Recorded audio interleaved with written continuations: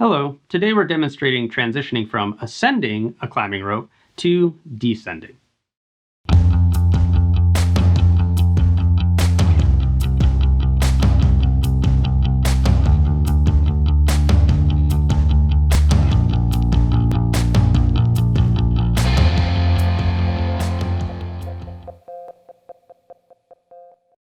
Hello again everyone, I'm Jason. In our last video, we discussed how to ascend a climbing rope, which is something that you may have to do should you ever need to reach a climber who's injured and above you.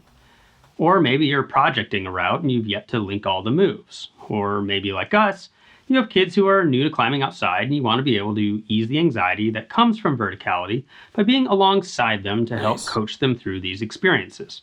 Yeah. Well, what goes up must come down. So how do you transition from ascending to descending safely? We're going to talk about the different transitions based on which of three different types of equipment you may have used for ascension. First, using a progress capture device like a microtraction. Second, using a basket belay device in guide mode. And third, using a brake assisting device like a Grigri. The most complicated of the transitions is the first one, using a device like a microtraction. So why use this kind of device at all then? Well, because it makes the ascension the easiest, as we discussed in our last video where we talked about the ascension process. We can see here I'm at the top of my ascent and now need to transition to rappel. The sequence is fairly simple but needs to be done correctly every time. First, I want to allow some slack between my capture device and the safety auto block on my leg loop. You can look at our last video and the accompanying YouTube short to see more about tying an auto block. I'm going to take that slack and attach my belay device in rappel mode. Now I need to cinch up my auto block under the rappel device because I'm going to need that to catch when I switch systems. I need to unweight my microtraction in order to remove it, so I need to stand up in my foot loop. Now I can get my microtraction off of the rope.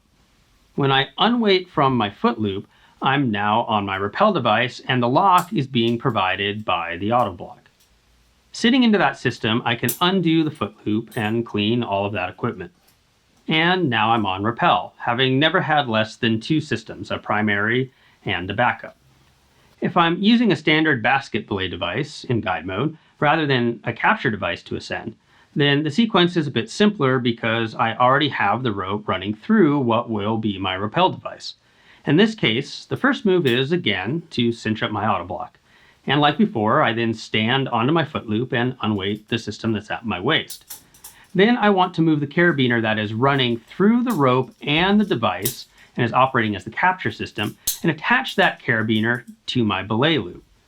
I can then undo the carabiner that was originally on my belay loop to set it up in guide mode and remove it entirely. I'm now on rappel. Again, I can remove and clean my foot loop. And by far the simplest transition is from a Grigri. It's pretty easy.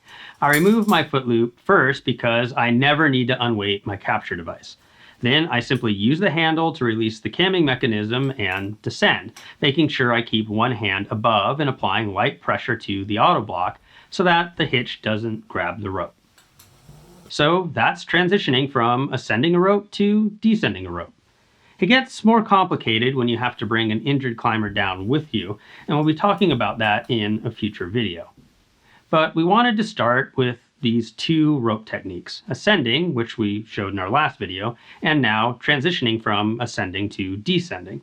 These are two techniques that we found useful even when there isn't an emergency. By having a fixed line and the know-how to get up and down it, we've been able to be alongside our kids when they were new climbers, nervous, and just getting used to the outdoor vertical environment of rock climbing. Speaking of fixed lines, we did a YouTube short on a great knot for setting those lines, and you can find that by following the card up top. So now that you've seen ascending and descending, which device would you choose as your capture device? Let us know in the comments. If you want additional thoughts related to this video and every video that we produce, along with links to the equipment we discuss, sample gear lists, sample itineraries, and links to other outdoor resources, please visit our website at shortguysbetaworks.com. The link's in the description below. And if you want to be alerted as we release new content, please subscribe and ring that bell. We produce educational content like this, as well as short films of our family adventures, and we release something new every week. So if you have ideas for content that you'd like to see, you can let us know that in the comments section too. We'll see you again soon, and keep on getting more out of that big outside.